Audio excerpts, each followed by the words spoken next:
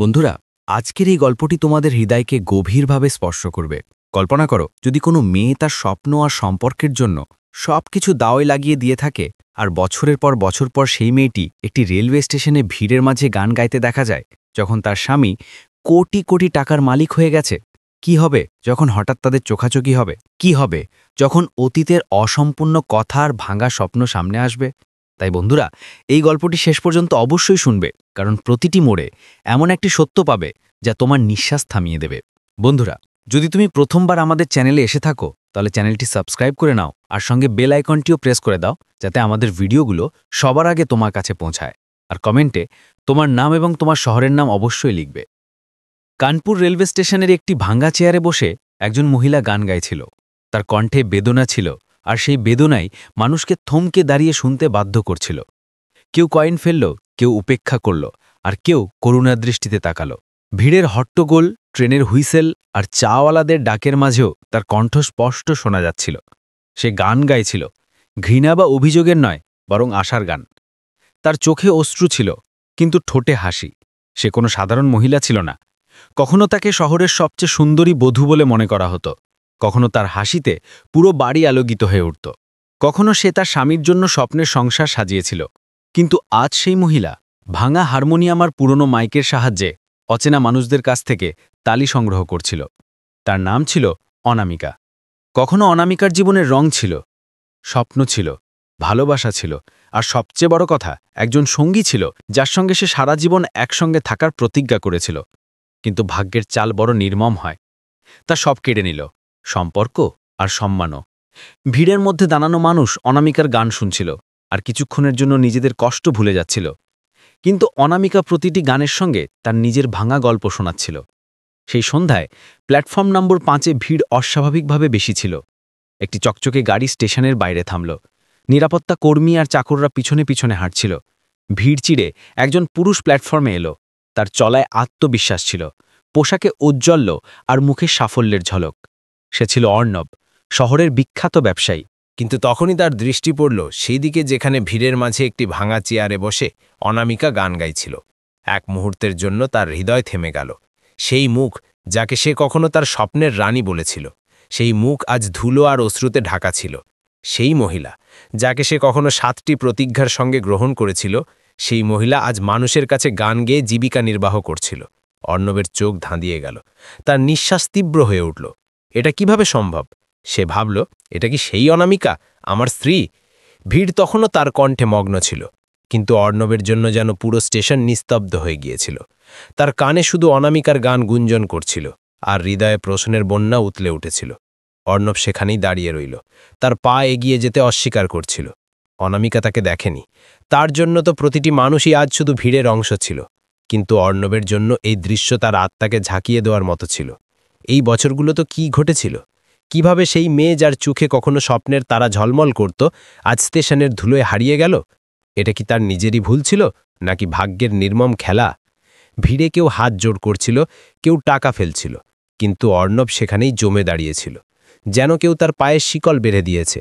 তার মনে অতীতের স্মৃতি ঝড়ের মতো উথলে উঠছিল।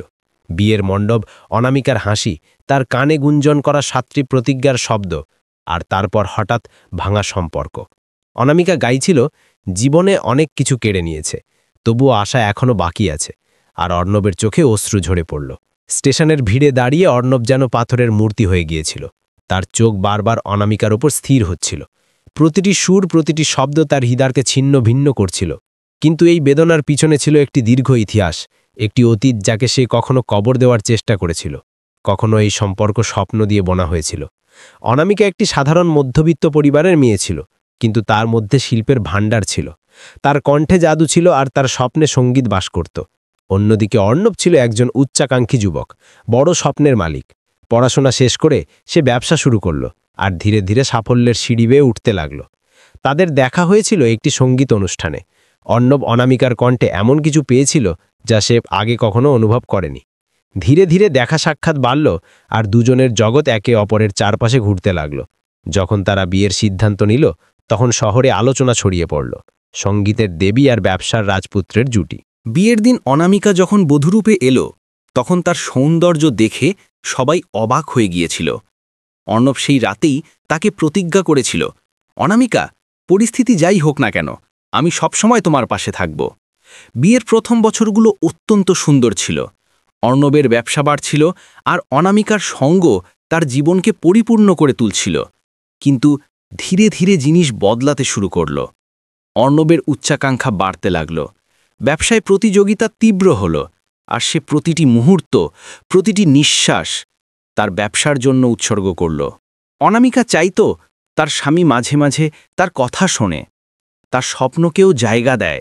সে চাইত সে গান গাওয়া চালিয়ে যাক, মঞ্চে উঠুক, কিন্তু অর্ণবের জবাব সবসময় ঠান্ডা হতো, অনামিকা, এসব ছেড়ে দাও, আমার নাম, আমার ব্যবসায়ী আমাদের পরিচয়, তোমাকে শুধু আমার পাশে দাঁড়াতে হবে।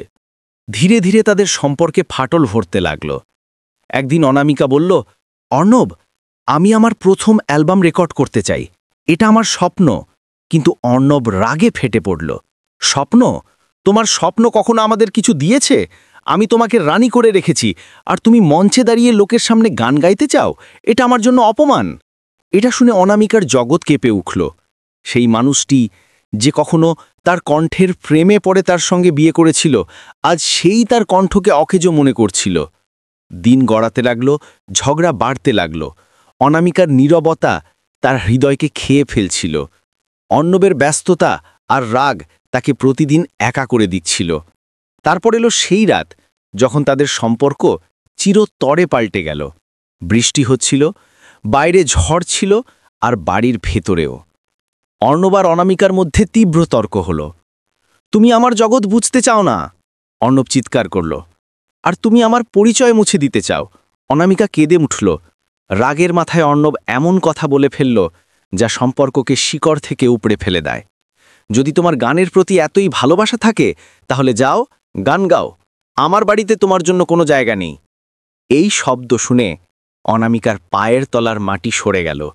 সে কিছু না বলে ভিজে শাড়িতে, অশ্রুতে লিপ্ত হয়ে সেই বাড়ি থেকে চলে গেল যাকে সে তার সংসার মনে করেছিল। অনামিকার কাছে আর কিছু বাকি ছিল না। মায়ের বাড়ির লোকেরাও তাকে তিরস্কার করল। স্বামীর বাড়ি ছেড়ে এসেছ, এটাই তোমার পরিণতি? সমাজ তাকে দোষী ঠাওরাল। বন্ধুরা দূরে সরে গেল। স্বপ্নের সঙ্গে সঙ্গে রোজগারেরও প্রশ্ন তার সামনে দাঁড়িয়ে গেল। সে গান গাইতে থাকল, কখনো রাস্তায়, কখনো মন্দিরের সামনে, কখনো মেলায়। কিন্তু জীবন এত নির্মম হয়ে গিয়েছিল যে তাকে প্রতিদিন পেট ভরার জন্য সংগ্রাম করতে হতো। আর তারপর তার ঠিকানা হয়ে গেল রেলওয়ে স্টেশন, যেখানে ভিড় তাকে তালি দিয়ে কিছু মুদ্রা দিত, আর সে সেই মুদ্রা দিয়ে তার ক্ষুধা আর আত্মসম্মান দুটোরই সওদা করত। আজ সেই রেলওয়ে স্টেশনে গান গাইতে গাইতে অনামিকার সামনে তার অতীত দাঁড়িয়েছিল। অর্ণব, সেই পুরুষ যে তাকে কখনো বাড়ি থেকে বের করে দিয়েছিল, সেই পুরুষ যে তার কণ্ঠকে অকেজো বলেছিল। আজ সেই পুরুষ কোটিপতি হয়ে ভিড়ের মাঝে দাঁড়িয়েছিল, আর তার ভাঙা কণ্ঠ শুনে ভেতর থেকে ভেঙে পড়ছিল। অর্ণব গভীর নিঃশ্বাস নিল। তার চোখ অনামিকার উপর স্থির ছিল। সে কি তার কাছে যাবে? সে কি মাফ চাইবে, নাকি ভিড়ে মিশে যাবে যেমন অতীতে মিশে গিয়েছিল? তার হৃদয়ে একটি কণ্ঠ গুঞ্জন করল, এখনও কি অনেক দেরি হয়ে গেছে? স্টেশনের ঘড়িতে রাত ৮টা বাজল। ভিড় ধীরে ধীরে কমে যাচ্ছিল। প্ল্যাটফর্ম নাম্বার ৫-এ ট্রেনের আসা যাওয়া থেমে গিয়েছিল। কিন্তু অনামিকার গান তখনও গুঞ্জন করছিল। তার কণ্ঠে ক্লান্তি ছিল, কিন্তু সাহসও ছিল। অর্ণব দূরে দাঁড়িয়ে সব দেখছিল। তার হৃদয়ে ঝড় উঠেছিল। সে ভাবছিল, আমি কি তার কাছে যাব? আমার কি তার কাছে মাফ চাওয়া উচিত? কিন্তু এত বছর পর কি সে আমাকে দেখতেও চাইবে? তার চোখের সামনে বারবার সেই রাত ঘুরছিল, যখন সে অনামিকাকে বাড়ি থেকে বের করে দিয়েছিল। তার জিভ থেকে বেরোয়া প্রতিটি কঠিন শব্দ আজ তার হৃদয়ে তীর হয়ে বিঁধছিল। অনামিকা গাইতে গাইতে হঠাৎ থেমে গেল। তার গলা থেকে কণ্ঠ ভেঙে গেল। সে জলের বোতল তুলল, কিন্তু বোতলটি প্রায় খালি ছিল। সে গভীর নিঃশ্বাস নিয়ে লোকেদের দিকে তাকাল। কিছু মানুষ এগিয়ে গিয়েছিল, কেউ কেউ তখনও দাঁড়িয়েছিল, কিন্তু অর্ণব তখনও সেখানেই ছিল। অনামিকার দৃষ্টি প্রথমবার তার সঙ্গে মিলিত হল। এক মুহূর্তের জন্য সময় থেমে গেল। ভিড়, শব্দ, ট্রেনের হুইসেল সব যেন অদৃশ্য হয়ে গেল। শুধু দুটি চোখ ছিল, যা অতীতের ছাইয়ের মধ্যে ঝুঁকে পড়ছিল। অনামিকার চোখে বিস্ময় ছিল, সে যেন বিশ্বাসই করতে পারছিল না যে সামনে দাঁড়ানো মানুষটি সেই যে কখনো তার জগৎ উজাড় করেছিল। অর্ণবের চোখে পস্তানো ছিল যা এখন শব্দে নয়, অশ্রুতে ঝরে পড়ছিল। অনামিকার হৃদয়ে একটি ঝড় উঠল। এটা কি সেই মানুষ যে আমাকে কখনো অপমান করেছিল? এটা কি সেই স্বামী যে আমাকে স্বপ্ন থেকে বঞ্চিত করেছিল? আজ যখন আমি ভাঙা হয়ে দাঁড়িয়ে আছি, তখন সে আমাকে দেখছে। কোন চোখে? তার চোখে অশ্রু এলো, কিন্তু সে তৎক্ষণাৎ মুখ অন্যদিকে ঘুরিয়ে নিল। সে চাইছিল অর্ণব তার দুর্বলতা না দেখে, কিন্তু অর্ণবের পা যেন নিজে থেকেই তার পথ ধরল। সে ধীরে ধীরে অনামিকার দিকে এগিয়ে যেতে লাগল। অনামিকা হারমোনিয়াম বন্ধ করল আর তার ছোট্ট ব্যাগ তুলতে লাগল। তার মনে হচ্ছিল যদি সে সেখানেই থাকে তাহলে তার চোখ থেকে ঝরা অশ্রু সবার সামনে তার অসহায়ত্ব বয়ে দিয়ে দেবে। কিন্তু তখনই পিছন থেকে একটি কণ্ঠ ভেসে এলো, অনামিকা। সে থমকে গেল। এটি সেই কণ্ঠ ছিল যাকে সে কখনো তার পুরো জগৎ মনে করেছিল, কিন্তু আজ সেই কণ্ঠ তার আত্মাকে কাঁপিয়ে দিচ্ছিল। ধীরে ধীরে সে পিছন ফিরে তাকাল। অর্ণব তার সামনে দাঁড়িয়েছিল। মুখে পস্তানোর রেখা ছিল, চোখে লজ্জা আর হৃদয় ভার। দুজনেই কিছুক্ষণ নীরবে দাঁড়িয়ে রইল। শব্দ যেন গলায় আটকে গিয়েছিল। অবশেষে অর্ণব বলল, অনামিকা, আমি অনেক বছর ধরে তোমাকে খুঁজছিলাম। শুনেছিলাম তুমি এখানে আছো, কিন্তু বিশ্বাস হয়নি। আজ দেখে তার শব্দ অসম্পূর্ণ থেকে গেল। অনামিকা চোখে অশ্রু ভরে বলল, কেন এসেছো এখানে? দেখতে যে মহিলাকে তুমি কখনো প্রত্যাখ্যান করেছিলে সে এখন ভিক্ষা চাওয়ার যোগ্যও নেই, নাকি তোমার কোটি কোটি টাকার মাঝে দাঁড়িয়ে এটা প্রমাণ করতে যে আমি হেরে গেছি? অর্ণবের মুখ ফ্যাকাচে হয়ে গেল। না অনামিকা, এমন বলো না। আমি ভুল করেছিলাম, খুব বড় ভুল। আমি তোমার স্বপ্নকে দমিয়ে দিয়েছিলাম, তোমাকে বুঝিনি, কিন্তু আমি কখনো তোমাকে ভুলতে চেষ্টা করিনি। আজ যখন তোমাকে দেখছি তখন নিজের সঙ্গে চোখ মেলাতে সাহসও নেই। অনামিকার হৃদয় কেঁপে উঠল, কিন্তু সে নিজেকে সামলে নিল। ভুল? এটা শুধু ভুল ছিল তোমার জন্য, আমার জন্য তো এটা জীবনের শাস্তি হয়ে গেল। তুমি আমাকে বাড়ি থেকে বের করে দিয়েছিলে, দুনিয়ার সামনে অপমানিত করেছিলে, আর আজ যখন আমি আমার সম্মান বাঁচাতে স্টেশনে গান গাই তখন তোমার আমার কথা মনে পড়ল। তার প্রতিটি কথা তীর হয়ে অর্ণবের হৃদয়কে বিঁধছিল। হঠাৎ একটি ছোট্ট ছেলে দৌড়ে অনামিকার কাছে এলো। তার হাতে এক টুকরো বাসি রুটি ছিল। মা, খিদে পেয়েছে। অর্ণবের পা সেখানেই জমে গেল, তার চোখ ধাঁধিয়ে গেল। মা? এই ছেলেটি কি অনামিকার? তার হৃদয়ে আরেকটি ধাক্কা লাগল। এটা কি আমার ছেলে? অনামিকা ততক্ষণ ছেলেকে কোলে তুলে নিল আর আঁচল দিয়ে তার মুখ মুছল। তার চোখ থেকে অশ্রু ঝরছিল, কিন্তু সে ছেলের সামনে হাসার চেষ্টা করছিল। অর্ণব সেখানেই দাঁড়িয়ে রইল, হতবাক, ভাঙা আর প্রশ্নে ঘেরা। প্ল্যাটফর্মের হাওয়া হঠাৎ ভারী হয়ে গেল। অনামিকা তার ছোট্ট ছেলেকে বুকে জড়িয়ে ধরেছিল, যেন দুনিয়ার সব ধাক্কা থেকে তাকে বাঁচাতে চায়। অর্ণব সেখানেই দাঁড়িয়েছিল, তার চোখ সেই ছেলের ওপর স্থির ছিল। প্রতিটি নিঃশ্বাসের সঙ্গে তার মনে প্রশ্নের আগুন জ্বলছিল। এটা কি সত্যি আমার ছেলে? যদি হ্যাঁ, তাহলে আমি কত বছর তাকে থেকে দূরে কাটিয়েছি। আমি তাকে পিতার নাম, পিতার ভালোবাসা কিছুই দিতে পারিনি। তার হৃদয়ে অপরাধবোধের আঘাত আরও গভীর হচ্ছিল।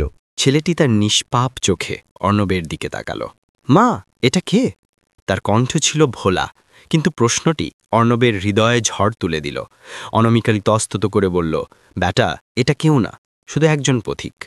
অর্ণবের হৃদয়ে এটা শুনে চিনচিনে ব্যথা হলো। কেউ না?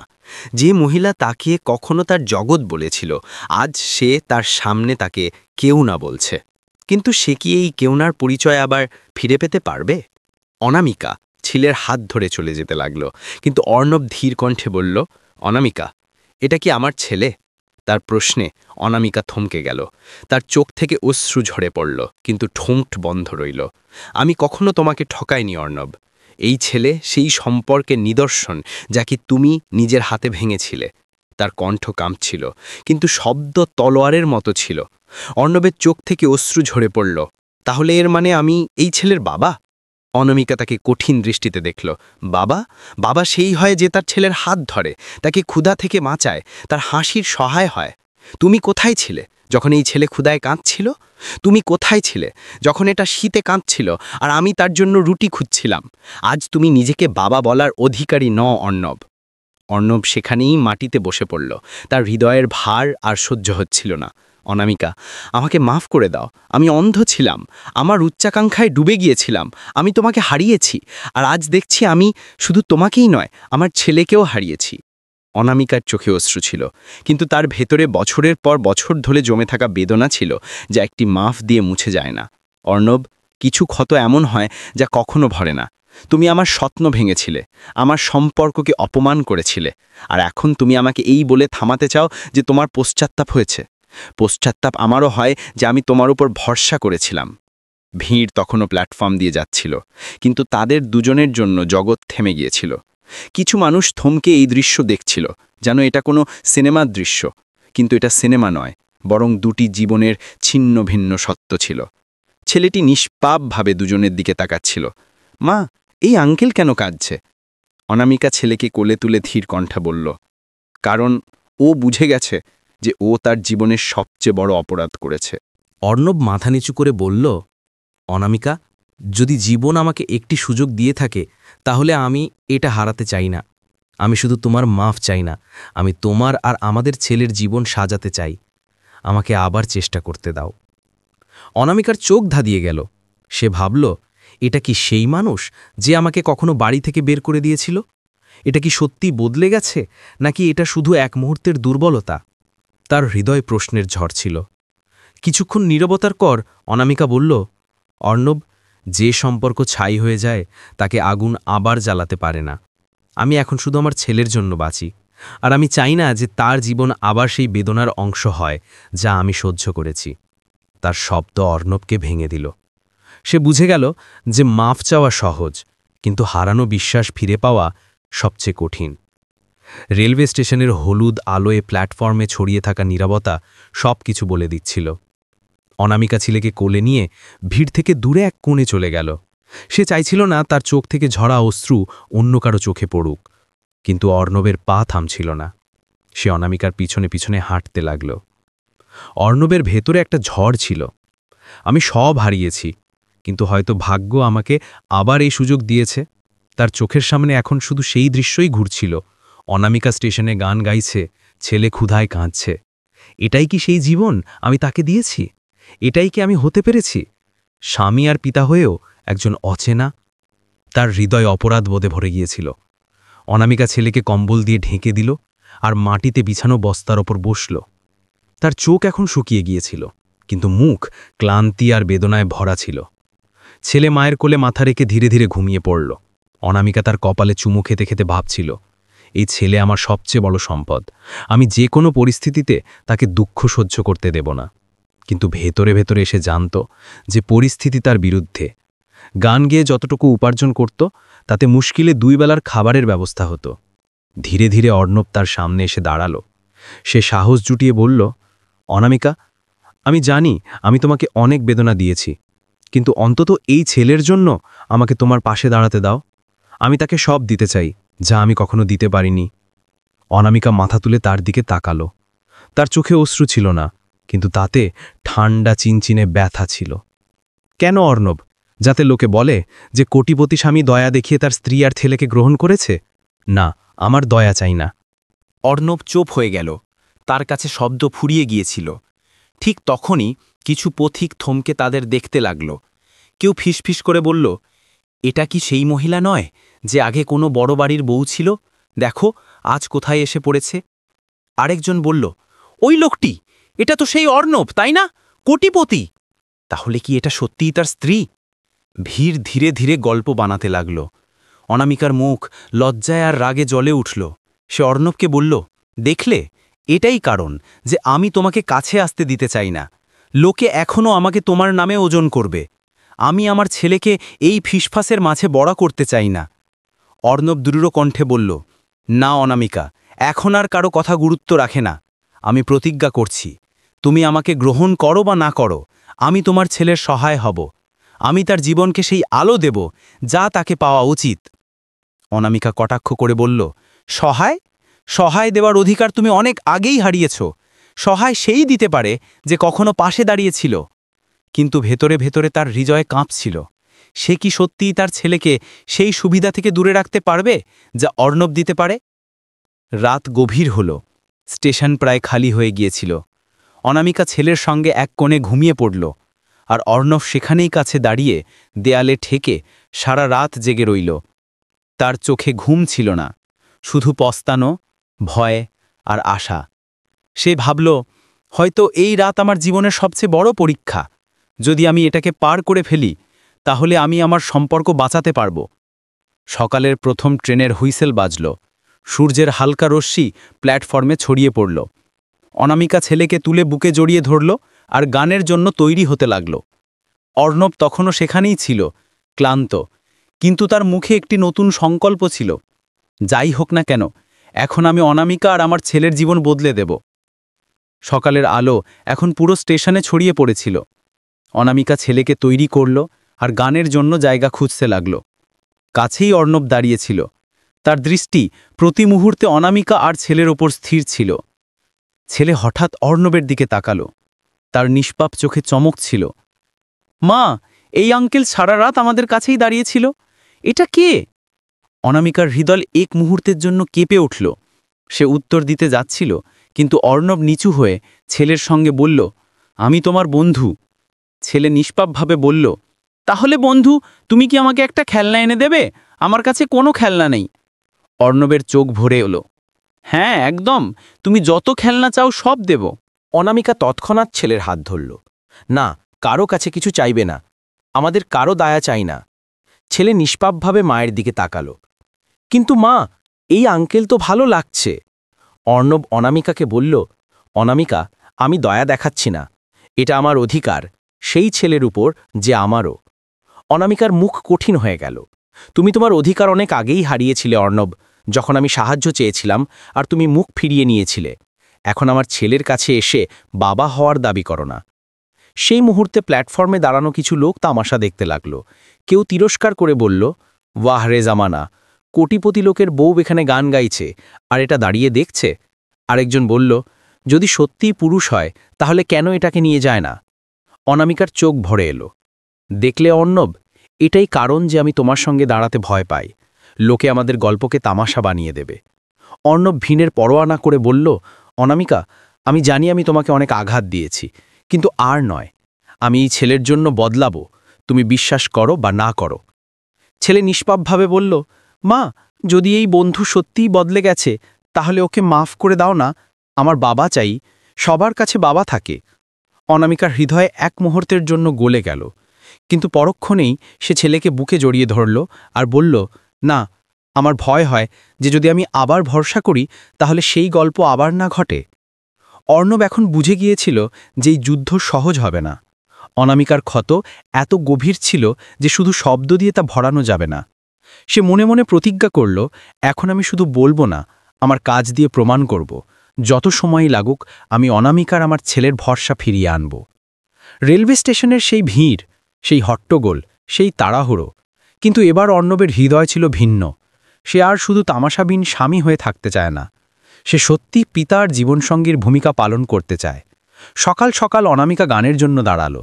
সে সুর লাগালো, কিন্তু কণ্ঠে ক্লান্তি স্পষ্ট ঝলক ছিল। রাতের ঠান্ডা আর অবিরাম গান তার স্বাস্থ্যের উপর প্রভাব ফেলেছিল। তখনই অর্ণব এগিয়ে এলো আর তার পাশে বসল। সে নিজেও গান শুরু করল। লোকে থমকে হতবাক হয়ে দেখতে লাগল। একজন কোটিপতি পুরুষ তার স্ত্রীর সঙ্গে মিলে গান গাইছে। ভিড়ের মধ্যে কেউ কেউ টাকা ফেলতে শুরু করল। অনামিকা হতবাক হয়ে গেল। তুমি এসব কেন করছো অর্ণব? অর্ণব ধীর কণ্ঠে বলল, কারণ আমি তোমাকে একা ছাড়তে পারি না। যদি তোমাকে গেয়ে জীবন চালাতে হয় তাহলে আমি তোমার সঙ্গে গাইব। সেই রাতে অনামিকা অনেকক্ষণ ঘুমাতে পারেনি। তার মনে প্রশ্নের ঝড় উঠেছিল। অর্ণব কি সত্যিই বদলে গেছে, নাকি এটা শুধু দেখানো? যদি আমি আবার ভরসা করি আর সব পুনরাবৃত্তি হয় তাহলে? কিন্তু ছেলের হাসি তার হৃদয়কে টলিয়ে দিল। ছেলে নিষ্পাপভাবে বলল, মা, যখন বাবা গাইছিল তখন আমার খুব ভালো লেগেছিল। ও কি আমাদের সঙ্গে থাকবে? অনামিকা চুপ রইল, কিন্তু তার হৃদয়ের দেয়ালে ফাটল ধরে গিয়েছিল। পরের কয়েকদিন অর্ণব স্টেশনে ছোট ছোট কাজ করতে লাগল। কখনো কোনো বৃদ্ধের জিনিস তুলে দিত, কখনো বাচ্চাদের জন্য খাবারের ব্যবস্থা করত। স্টেশনের ভিড় তাকে এখন চিনতে শুরু করেছিল। এটা সেই লোক, তাই না, যে তার স্ত্রীর সঙ্গে গান গায়? কোটিপতি হয়েও এভাবে জীবন কাটাচ্ছে। অর্ণব প্রতিটি সমালোচনা চুপচাপ সহ্য করল। তার দৃষ্টি শুধু অনামিকা আর ছেলের ওপর ছিল। একদিন হঠাৎ অনামিকা অসুস্থ হয়ে পড়ল। তার অবস্থা খারাপ হতে লাগল। লোকে বলল, এটাকে হাসপাতালে নিয়ে যাও। কিন্তু টাকা কোথায় আসবে? অর্ণব বিনা দ্বিধায় তার ঘড়ি, আংটি আর পকেটের শেষ টাকা বের করল। শুধু এটাকে তাড়াতাড়ি চিকিৎসা দরকার, বাকি সব আমি পরে দেখে নেব। অনামিকা অজ্ঞান ছিল, কিন্তু তার চেতনার কোনো কোণে এই ত্যাগ গভীরভাবে লেখা হয়ে গেল। হাসপাতালের বাইরে ছেলে কাঁদতে কাঁদতে বলল, বাবা, তুমি মাকে ছেড়ে যেও না। অর্ণব তাকে বুকে জড়িয়ে ধরল। না বেটা, এখন কখনো না। আমাকে যদি আমার পুরো জীবন দাবে লাগাতে হয়। কয়েক ঘন্টা পর অনামিকার জ্ঞান ফিরল।